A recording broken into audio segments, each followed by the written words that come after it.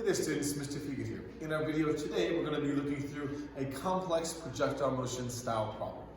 So what we'll do here is we're going to read through the problem, get a bit of a setup of our scenario, and then we'll talk through how we would set up and solve this type of problem. Specifically, this problem shows up on homework number 3, dealing with projectile motion. There are two parts to the problem. We'll spend a majority of our time looking at the first part of the problem, and then we'll take that work and finish things out with the second part. So our question says this. A golf ball with an initial angle of 32 degrees lands exactly 224 meters down the range on a level golf course. So I've got a good amount of information now, so I'm just going to take a moment and draw a bit of a picture here. So we've got a golf ball. We're told with an initial angle of 32 degrees. So we're not told what the initial velocity is, but we are told we've got a launch angle of 32 degrees, which is going to mean we're going to have an event. Draw that a little bit better, sorry. Is going to mean we're going to have a non-zero x and y component to our velocity, meaning all our velocity is going to be somewhat in the x and somewhat in the y, depending on what our launch angle is. Now we don't know what that initial velocity is, we're not told that, but we do know that we will have an x and y component here. Now we're told that the golf ball is going to be launched. It lands 224 meters down the range, so I'm going to assume that means, because we're talking about a range here, that's going to be my horizontal displacement. So I've got a delta x of 224.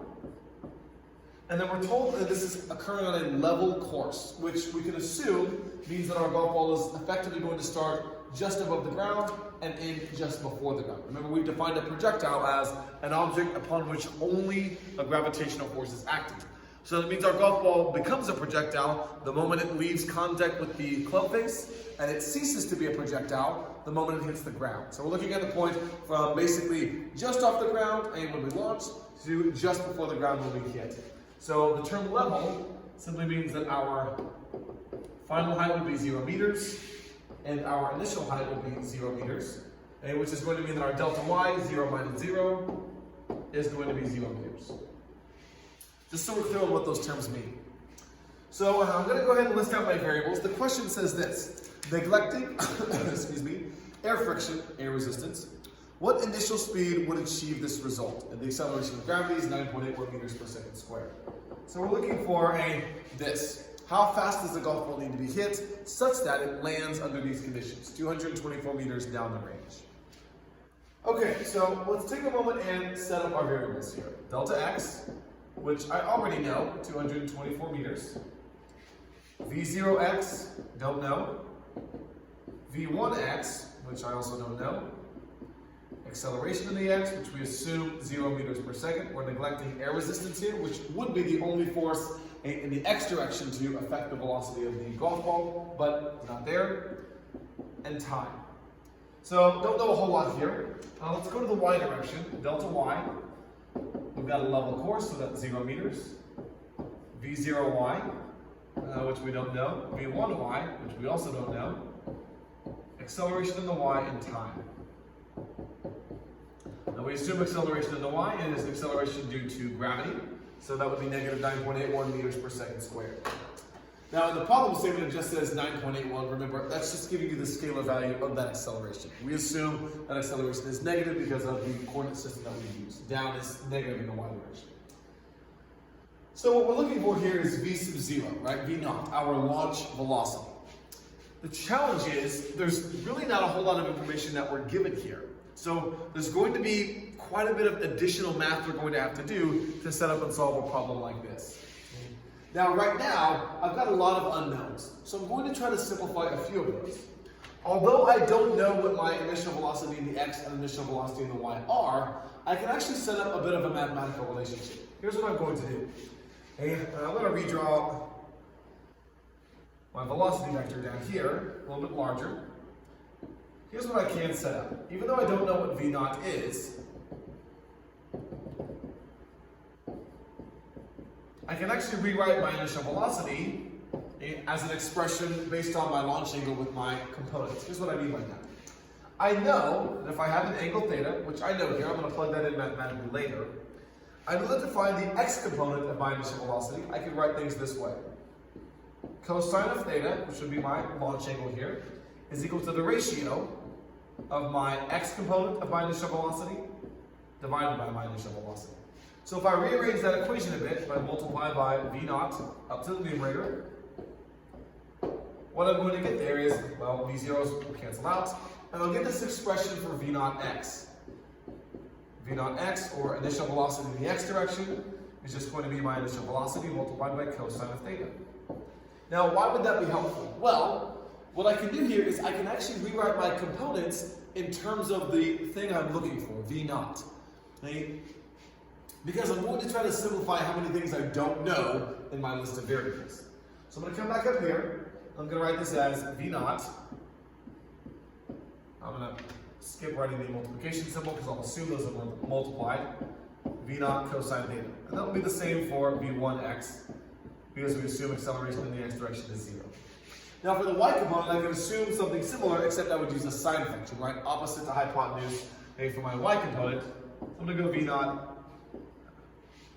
sine theta. Okay, and the reason I'm doing that is now I don't have two unknown variables, v naught x and v naught y, I just have one unknown variable, v naught. So I'm trying to narrow down the things I don't know. Okay, so that helps me fill a few things out here. Where am I going to go with that? Well, usually, my time. Could I solve for my time? Now, I can't necessarily because I don't know what my initial velocity is, but here's what I can do. If I use the x direction, hey, how could I find my time? Well, I'm going to set up an equation here. Equation number 2 for the x direction. We've talked about this before many times. We really like the second equation for the x direction because our acceleration is 0 in the x direction. So my equation looks like this. V naught times time plus 1/2 at squared. Now, because we assume in the x direction no air friction or air resistance, acceleration equals 0, so 1/2 times 0 times t squared. Even though I don't know what t is, all those terms together multiply to 0. So I get an expression that looks like this. Delta x is equal to v naught times t.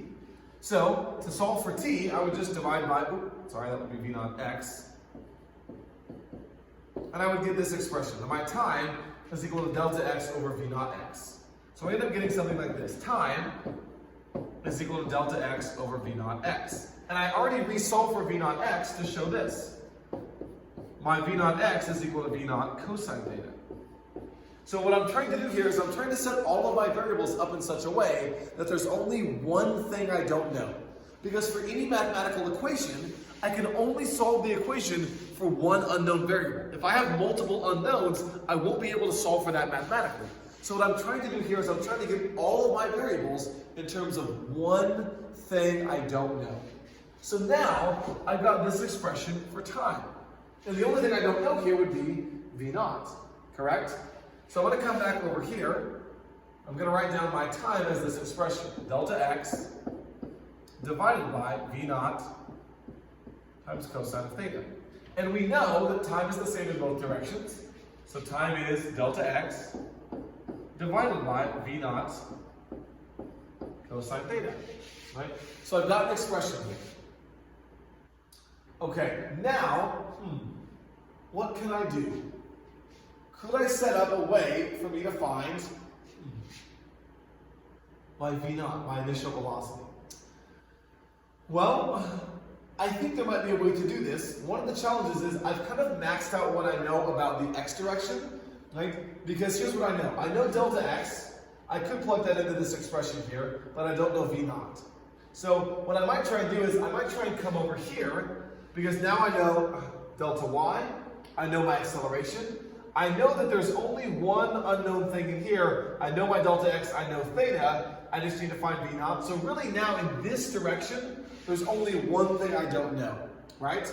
And so I think I should be able to use the y direction. Here's what I'm going to do.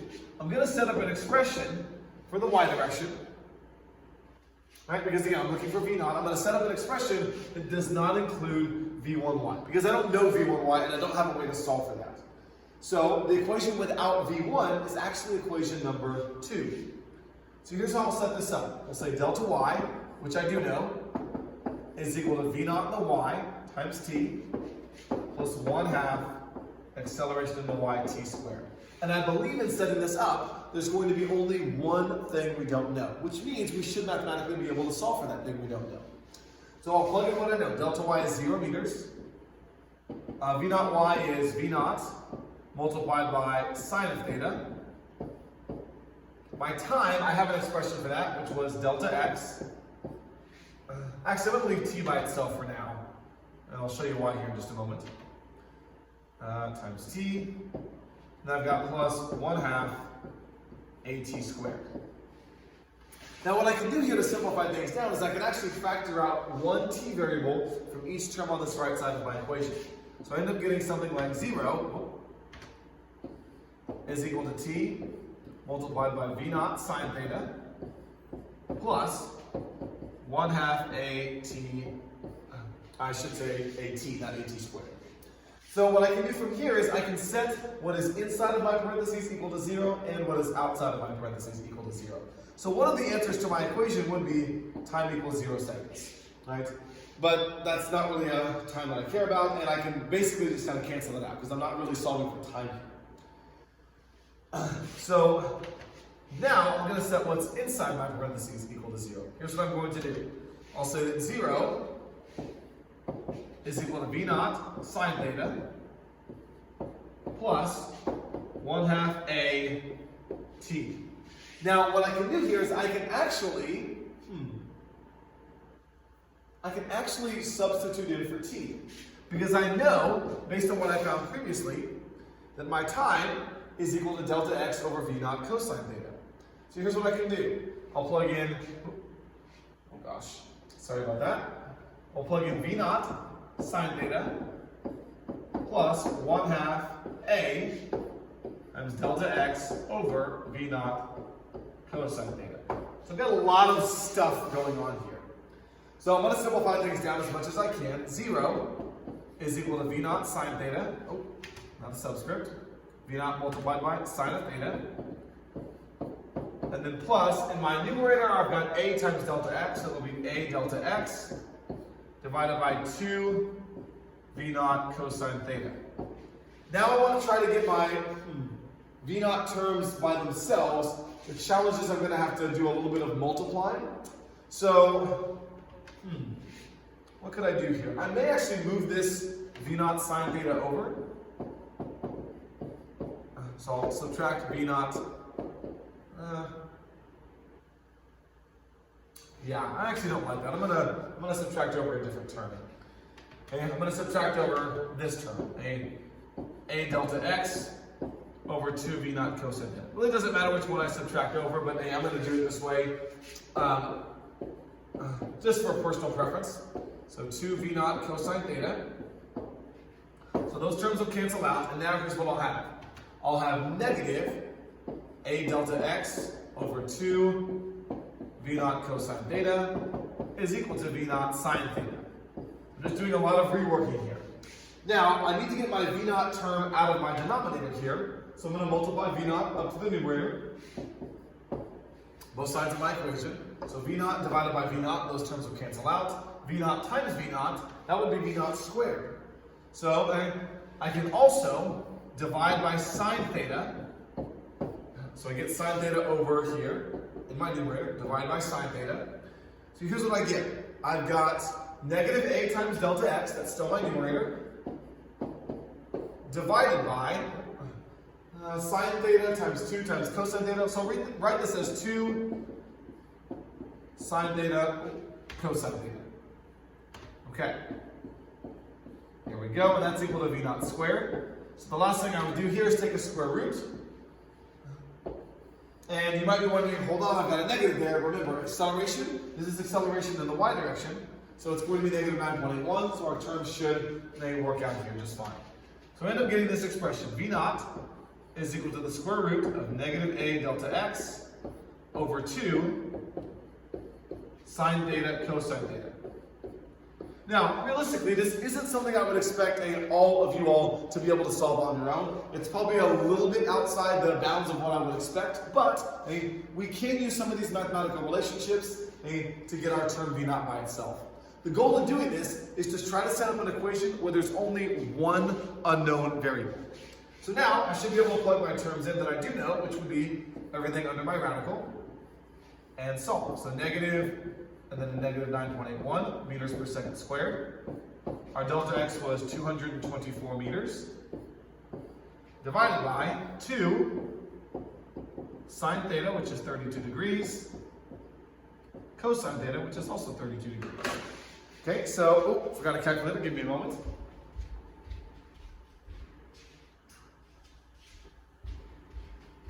Okay, here we go. Negative 9.81 times negative 1 times 224 divided by 2 sine 32 cosine 32. Close that parentheses, then I'll take a square root. Oh, plugged in 244, not 224, sorry.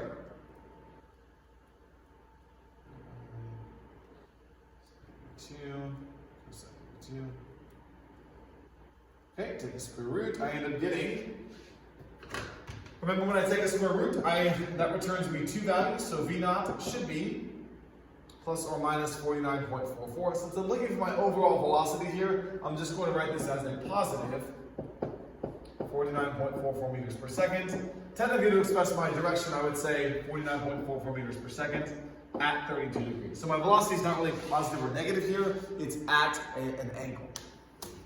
And checking my results, 49.44, right on point.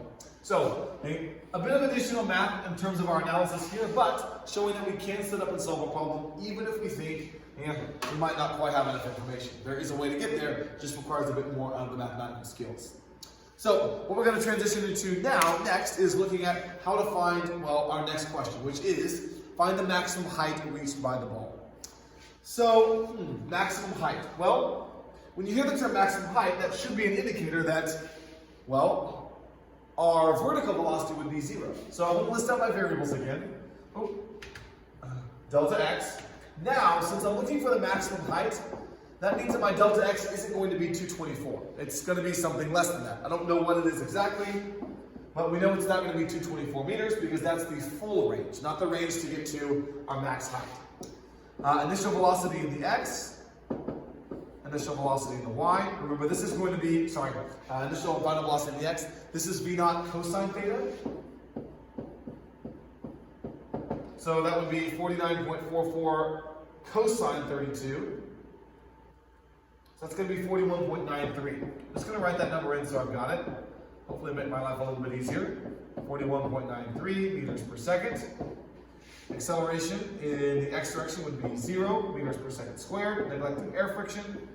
And time is, we don't know, right?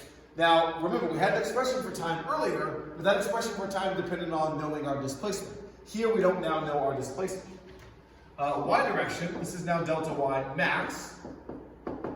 So, again, an unknown. I don't know what my delta y max is. My delta y is not 0 because we're not looking at that full range.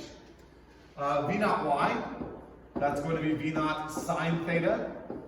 So that would be 49.44 sine of 32. Sine 32 degrees. Excuse me, I get 26.2 meters per second. V1y, not sure. Actually, no.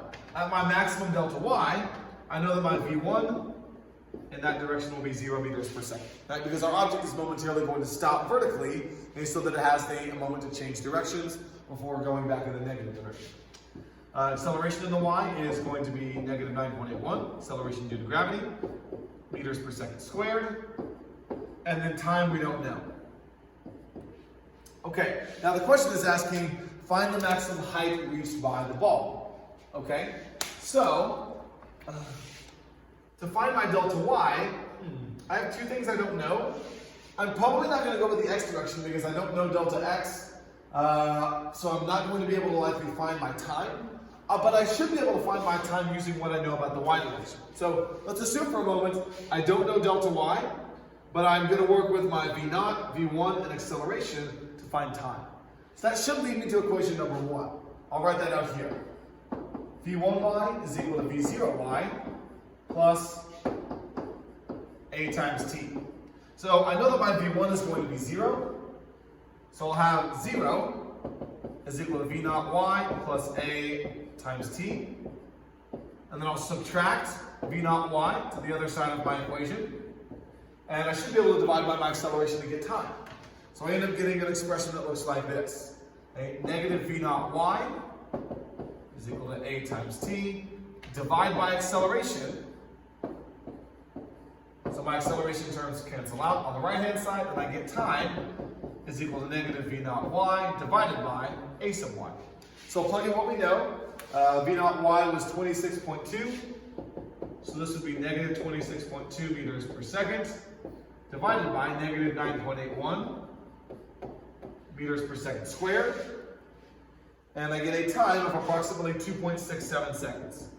And that would be the time needed for the golf ball to reach its maximum height. Now that's not what the question wants. The question wants our maximum height, or our, again, maximum delta y. But now that I know my time, I should be able to use all of this to find delta y. Now to do this, there's a lot of different expressions I could use. Right? I could go with really almost any expression, as long as I, have delta y in that expression. So probably not equation number 1, but I could use, equation 2, 3, 4, 5. I could have actually even used equation 5 right off the bat, but I like to go ahead and solve for time as a just kind of general rule of thumb. So here's what I may do. Equation 4 is relatively pretty straightforward. I don't have any exponents there. So I might go delta y is equal to 1/2 v0 plus v1 times t. So this would be delta y is equal to 1/2. v0 is going to be 26.2 meters per second plus 0 meters per second, all multiplied by my time, 2.67 seconds. So I get a delta y of 26.2 plus 0 would just be 26.2. So we'll go 1/2 times 26.2 times 2.67. And I end up getting right about 34.97 meters. And looking at my results, 34.99. So right there, just maybe a little bit of rounding on my part there. So hopefully that gives us a pretty good idea as to what we're doing here on questions 6 and 7. A bit more challenging with some of the mathematical analysis that we're doing, but still a good application of what we're learning with projectile motion. So as always, if you have questions, please don't hesitate to reach out and let me know. Hopefully the video gives you a good overview on how to approach these two problems. And as always, I'm available to get any help as needed. Other than that, good luck.